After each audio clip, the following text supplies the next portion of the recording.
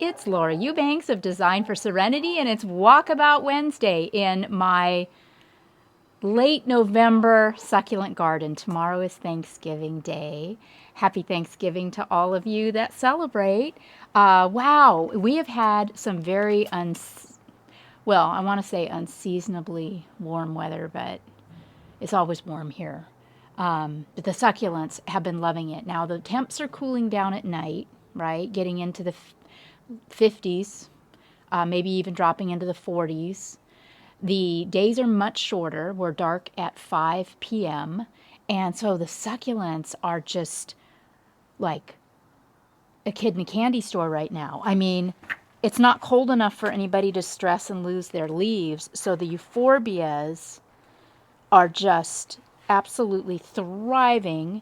I think this is probably the last fantastic days for this euphorbia before it drops its leaves for the winter. My mammillaria, of course, has thrown off a baby. This is such a slow grower, but I'm just so fascinated by this plant. Your mammillarias and cactus may start throwing off flowers soon, too. Here's that incredible millii that just is so appreciative of me moving it out of the ground and into a pot. It just absolutely is outstanding. And my gutters, I mean, really, geez, I haven't touched these in like a couple of weeks. And wow, wow, wow, wow, wow. Everything just is bursting with color and plumpness. I don't fertilize my succulents here in sunny Southern California for the reasons that are pretty obvious. You know, clearly they don't need it. I mean, God, look at that. Look at that. Isn't that so pretty? Dang. You know, even these little Morganianum, these sedums, have rooted and now are really starting to plump up. This one still has a little ways to go. The difference between rooted and unrooted, I think you can see right there. But I have faith. I think this is going to be just fine. My little string of pearls are string of pearling. And just, ooh, so cool. You know, this euphorbia, the flower, absolutely defies description. It is neon. Absolute neon. I've never quite seen a red as vibrant as this little flower gets. Just couldn't be happier with that. And my trigona rubra, look at that. Not a mark on it. Now, this may be a different story after winter and we get into the spring, depending if we get hail or, you know, cold dips or scale or some disease. But right now it's perfect. And I'm just so thankful. So thankful for that. Yeah, all of my little collectibles are looking super cute. Look at this adorable little cactus and all of the little babies that it have popped. So many babies. Isn't that something else? And this little gasteria is looking so good since I moved it. I found this buried out in the garden in the summer, and I moved it into this little pot just because it's so incredibly beautiful. And it seems to be very, very happy there. Yeah. Are you guys experiencing blooms on your aloes? Because mine are getting ready. I've got my aloe in the orange pot that set a bloom stalk. The Goliath has pushed out a bloom stalk, and I think that's Cameronii back there that has set off a bunch of blooms. The Crassula argentea sunset is really starting to color up. Remember, pachypodiums right now are going to start to look a little funky and lose their leaves. No worries there. You all have been so concerned about the toolbox. I haven't touched it since our last walkabout. Okay. This the box is falling apart, but the plants inside of it are just as happy as they can be. Look at those rubra tinctum, how red they are. Isn't that something else? So beautiful. You remember that, I think it was lockdown in the spring of last year when I planted these back in here as cuttings, and it looks like pretty soon we're going to need to do it again. This Susan ochpot that I planted out looks really good, although it looks like my superbum. Look in here, Greg. It looks like I lost one. I think this was a superbum, and clearly it rotted. Oopsie. I've got all kinds of little leaves down here that I'm going to need to pick out. See that? Yuck. But hey, you know, you don't win them all, right? They can't all be winners. All right, I'll deal with that. I'll deal with that later. But overall, looking great. Look at the little whale's tail crest on my graptocedum in the grapefruit pot. Isn't that so pretty? Crazy. Yeah, this is just really, you know, forget about the grapefruit. This is just a graptocedum nursery. The more I pick off, the more babies I get. That is, for whatever reason, just the happiest spot for that plant. Now over here, I was noticing, and I think I've talked about it, my Graptovaria Fred Ives have run seriously amok. See how they're hanging out onto the patio, and where Bentley has come along, you know, and busted a bunch of leaves off of it. But my main concern, and this is something for all of you to think about, is look at the gap. What do we see down there? Dirt. That 4-letter word, right? So the way to fix that is to pull all of these out, cut them up, and reset them. For now, let me see. I think this is really bugging me. Let's just do this real quick. Oh my gosh, that's already better. Just getting that off of the sidewalk. These poor leaves. I'm just going to take this piece that I cut, and I'm going to scratch up the dirt right in here a little bit. God, that's hard as a rock. Maybe it is a rock. Okay, there we go. Scratched it up, and I'm just going to set this guy down there in that spot. Fixed it. Okay, obviously, you know, I need to get out here and do better. But, you know, if you're having people over or something and you notice dirt, that can be a really quick fix. Kind of like putting dirty dishes in the oven, right? Yeah. Something else that I discovered when I was out here picking bougainvillea leaves up off the ground was that this aloe arborescens has succumbed to aloe mite. Look. Yikes. That is not good. So this guy has to go. I had put this plant in here kind of to fill up the prison wall, which, you know, it's filling, so I don't really even need this so much here anymore. So I'm not terribly concerned about the loss. It's not that big of a deal. Wow, this is really in there, guys. I will just cut it right now, and then I'll dig the rest of it out later. Okay.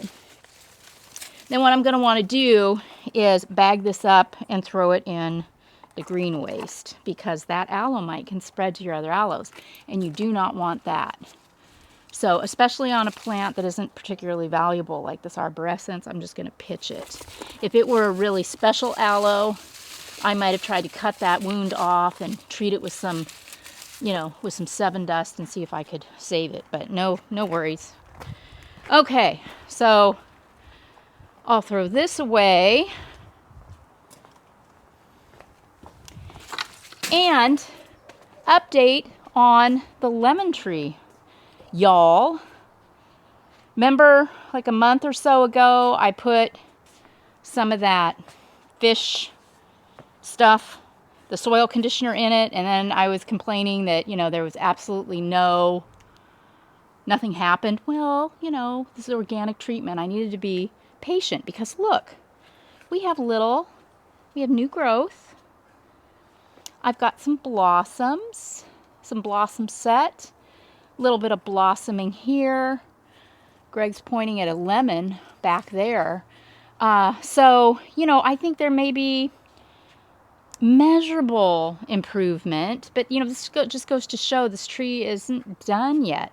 So when I was up at Mission Viejo doing a little install, my follower slash client Robin gave me some Eposma Citrus Tone fertilizer. This is organic fertilizer that she swears by. So I'm gonna slop some of this. I'm so excited. I think this just might be what sets us over the edge. I'm gonna slop that on, scratch it in. I haven't watered the tree in a little over a week in anticipation of this glorious moment of fertilizing. This is the next step in Operation Save the Citrus Tree. Now, let's water that in. And also, before I treated this with the soil conditioner, I had tipped this pot over to be sure that the plant wasn't root bound. And it wasn't, but I went ahead and added some more soil before I set the pot back up. And I pulled out, you know, all the plant material that was in here. These are some freesia bulbs. I have tried my darndest to get all of these, but to no avail. They just come back every single year. The little sedum, Vera Higgins too, just keeps coming back.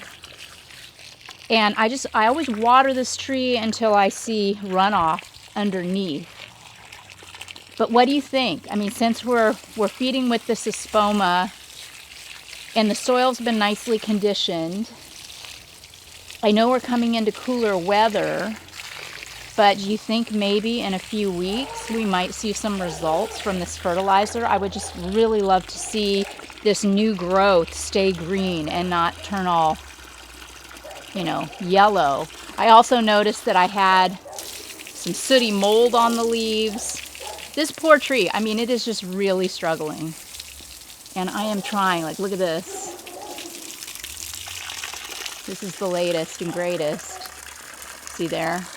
But that's what happens, you know, when you have a plant that's struggling, it's, you know, no different than a person that is unhealthy or has a weakened immune system. They're susceptible to things. But with this, if I just rinse it with the hose, you know, I can pretty much wipe all of that off of the leaves. So I'll spend some more time on this tomorrow. We're actually doing our Thanksgiving on Saturday. So tomorrow I am going to futz around with this lemon tree, do some cleaning, you know, and just basically kind of take it easy. I'm tired after being sick, and then I've just been working nonstop. We're also going to be heading up to Pasadena on Wednesday to start another job at the mansion on San Rafael. So I'll have a few days off before then, get to spend some time with the family on Saturday. Oh gosh, the fountain looks spectacular. How much do you love Sedum California Sunset? Isn't that just impossible, that orange color? I absolutely adore that.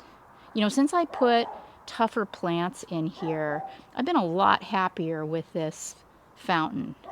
It's just held up so beautifully. But that being said, probably in the spring we're going to have to pull some things out and do some resetting as it starts to, you know, run amok. Look at this little aloe here, Greg. Isn't that so gorgeous? I think that's going to turn a lot more red before it's done. How fun is that? Roses aren't quite done. I've still got some end of season blooming going there. And my crested aeonium sunburst is waking up from its summer slumber and looking fantastic. This, you know, this was a tapestry at one point. It's not really anymore, is it? It's looking a little unintentional. So this is another thing that we're going to have to address sooner rather than later. My aloe that rotted and fell over that I stuck in the pot. I haven't, nor do I intend to touch it. I don't know, if it's going to root or not. Most of you have told me it's probably not going to. But I'm going to wait and see if I see a bloom or if I see new growth before I do any tugging on that plant. The gutters over here on this side are looking a little rattier than the ones over on the other side because these get a lot more sun, but still, looking for the most part absolutely fantastic. And this agave perii just makes my heart sing. This was one that I actually took up to the Tustin job years ago, and I left it in the car too long and it got sunburned, so I brought it home. And this is just a testimony to how, you need to have a garden of death. There was nothing wrong with the plant. It was just a little bit sunburnt and it just looked a little crappy. But after a few years, it looks like an absolute showstopper. So I think that's about all I got for you. My neighbors decided it would be a good time to blow, so I'm sure that's very annoying. And for any of you that are listening to me with AirPods, I apologize for that. I hope that didn't blow your ears out. Yeah, it's an absolutely stunning time in the succulent garden, and now is the time of year when really all I have to do is kind of putter. There's not really anything else that is necessary. Greg still hasn't had time to fix my pump, so I haven't been able to enjoy my waterfall lately, but we'll get there. I have every confidence. So yeah, tomorrow I'm going to get to work on these Fred Ives, do some more grooming, pick up some more leaves, just, tighten some things up, cut off some spent blooms, and just enjoy this incredible weather. Thank you guys all so much for joining me on Walkabout Wednesday. Appreciate you. Wishing you all good things. Have a wonderful Thanksgiving and a wonderful holiday season. We'll see you next week. Bye.